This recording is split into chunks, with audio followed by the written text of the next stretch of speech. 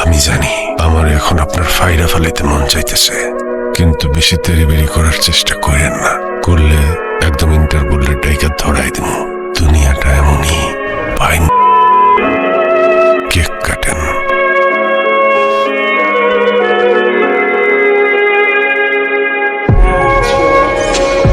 কাশেম, তুমি তো আমার অবস্থা বুঝতেছো।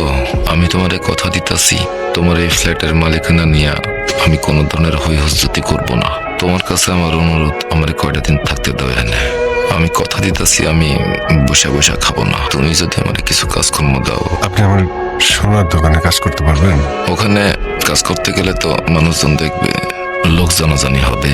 ইন্টারপোলের নোটিশ মাথা নিয়ে তো তুমি বরং বাসায় বসে করতে পারি এরকম কিছু কাজকর্ম দাও আমারে। না না ভাই, আমি কি আপনার অর্ডার দিয়ে কাজ করাইতে পারবো? আমার কোনো সমস্যা নেই। না ভাই, এটা করতে হলে আমার বহুত রিহার্সাল দেওয়ার। করো, রিহার্সাল করো। কেমনে করুন ভাই? আপনারা দেখলে মনে হয় ফুলমনির হাটের মেয়র আমার সামনে দাঁড়ায় আছে। এই ড্রেসে থাকলে আমি কেমনে আপনারা অর্ডার দেব? সব চরিত্রের সাথে কি সব ড্রেস যায়?